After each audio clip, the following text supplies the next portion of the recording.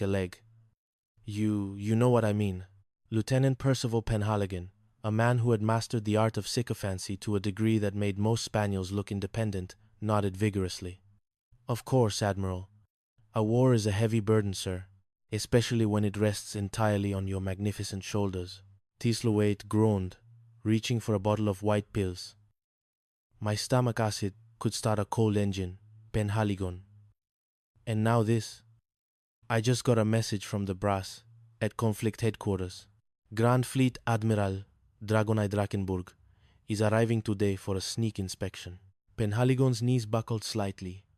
Dragonai Drakenburg was a legend, a man who once court-martialed a seagull for landing on his cap without permission. The base is a mess, Thislevite wailed, pacing the room. The sinks in the Petty Officers Club are backed up. There's a rumor of an illegal distillery on the South Beach, and the crew of the Wave Dancer, that band of pirates led by Maverick Sterling, are probably running a casino in the bomb shelter. As we speak, the phone rang. Thislewhite snatched it up. Hello, yes, this is Thislewhite. Who did you expect? Tokyo Rose? What? The sinks? I'm the commanding officer, not a plumber. Fix it yourself or swim in it. He slammed the phone down and clutched his stomach. I'm sick, Penhaligon. Truly sick. Penhaligon blinked. Sir, if I'm incapacitated, Thislewhite whispered, his eyes gleaming with a sudden, wicked light. I can appoint an acting base commander, someone to face the Admiral's wrath, someone to take the blame for the chaos. And I have the perfect sacrificial lamb. Not Commander Maverick Sterling. Precisely. With Sterling and his cutthroats in charge, Ballyhoo will descend into total anarchy within the hour. Drakenburg will arrive, see the orgy of incompetence, and Sterling's career will go up in smoke. It's brilliant. Penhaligon, call the medics. Tell them I've collapsed. On the double. Chapter 2. The Rise of Commander Lucky. Commander Maverick Lucky Sterling was currently horizontal. He was lounging in a hammock strung between two palm trees on the deck of the Wave Dancer, a PT boat that looked less like a military vessel and more like a floating souvenir shop. His executive officer, Lieutenant Junior Grade Barnaby Bumbles Pringle, was frantically trying to organize a shipment of medicinal moonshine. Skipper! Skipper, wake up! Pringle shouted, tripping over a crate of coconuts. The Admiral is sick. He's really in bad shape. Sterling opened one eye. Is he court-martial sick or I need a vacation sick? I'm appointing you acting base commander sick. Sterling sat up so fast he nearly flipped the hammock. Me? Thislewhite hates me more than he hates low-fat milk. There's a catch, Bumbles. A big, shark-toothed catch. Minutes later, they were at the base hospital. Thislewhite lay in bed, looking about as frail as a prize-winning stallion, groaning for the benefit of the room. Sterling, Thislewhite wheezed. The medics, they don't know what it is. Could be combat fatigue. Could be a rare tropical brain fever. I need someone to take over. Someone brave. Someone disposable. Sir, surely Lieutenant Penhaligon. Penhaligon is a boob, Thislewhite shouted, momentarily forgetting his near-death state. He quickly resumed groaning. No, it must be you. And Pringle here. He'll be your acting executive officer. Pringle beamed, adjusting his glasses. Oh boy. Did you hear that, Skipper? I'm an exec. I'll never regret this, sir.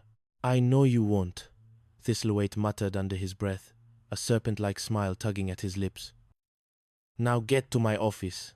That's an order. Out, out, out. As the door slammed, Thislewhite sat up and grabbed a sandwich from his bedside table. This is going to be the happiest illness of my life, Penhaligon.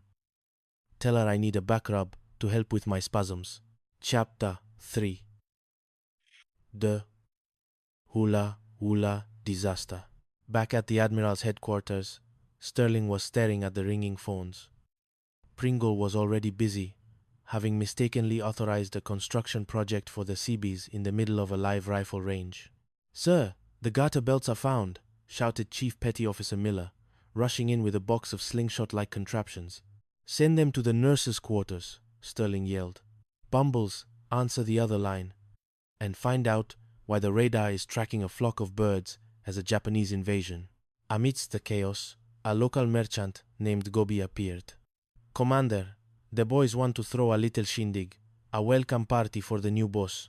We've got the music, we've got the dancers, and we've got enough pineapple juice to drown a submarine. Sterling, distracted by a dozen conflicting orders, waved him off. Full speed ahead, Gobi. Do whatever you need to do. He didn't realize that whatever you need to do included turning the high-security air raid shelter into a tiki lounge, complete with hula dancers and a makeshift bar. The piece lasted exactly 12 minutes. Then the lookout shouted the dreaded words. Jeep approaching. It's Drakenberg. The Dragon Eye is here. Sterling turned pale. Pringo, get those girls out of the shelter. Get the moonshine out of the laundry room. And for the love of the Navy, find my shoes. But it was too late.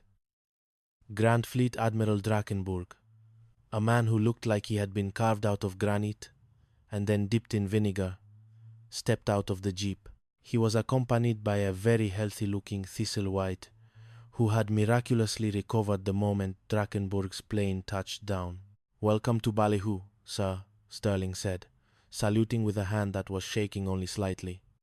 Acting Base Commander Sterling at your service. Drakenburg looked at Sterling, then at Pringo, who was wearing a lei made of dried squid. What the devil is that around your neck, Ensign? It's an old, native custom, sir. Pringo squeaked. I've heard interesting things about your command, Sterling, Drakenburg growled.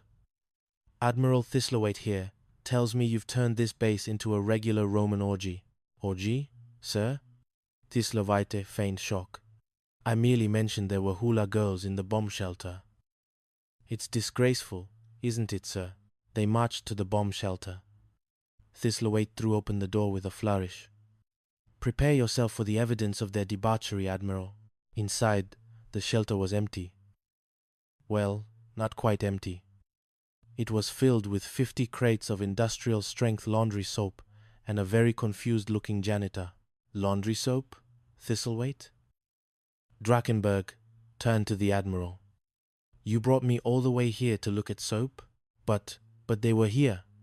Thistlewhite sputtered. I saw them. Half-dressed women. Ukeleles. The smell of coconut oil. Sterling, Drakenburg said, ignoring the Admiral. It seems Thistlewhite is suffering from some sort of tropical hallucination. Hallucinations of girls. Sad, really. Back to bed, Admiral. My no, May. That is an order. As Thistlewhite was led away, screaming about a conspiracy of hula, Sterling wiped his brow. Bumbles! Where did you put the girls? Pringle pointed to a nearby bush. They're in the back of the garbage truck, Skipper. I told them it was a mobile dressing room. Chapter 4. The Maharaja and the Misfits. The next disaster arrived in the form of the Maharaja of Maltesia. The British had requested that Ballyhoo host the Maharaja and his 3 beautiful daughters while their own base was being repaired. Thistlewhite, eager to regain Drakenburg's favor, ordered Sterling to stay away.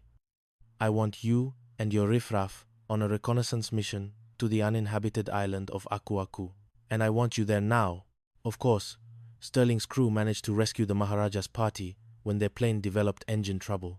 By the time they reached Ballyhoo, the Maharaja was so impressed with Sterling's informal naval tactics that he insisted Sterling attend the royal dinner. The dinner was a nightmare of epic proportions. To impress the Maharaja, Sterling's crew had convinced the 2 eldest princesses to let them borrow their royal robes. Why? Because Pringle had accidentally ruined the 3rd princess's dress with a spilled bottle of teriyaki sauce, and they were trying to hide her while she changed. Thistlewhite, suspicious as ever, burst into the dining hall. One of these girls is an impostor. I know it. I saw a sailor's tattoo on that one's ankle. He grabbed the nearest princess and pulled at her veil. It was indeed a princess. She screamed. Infidel! The Maharaja roared. You have insulted the blood of Maltesia. I shall radio Washington. I shall demand your head on a platter. Thistlethwaite was once again humiliated, while Sterling managed to smooth things over by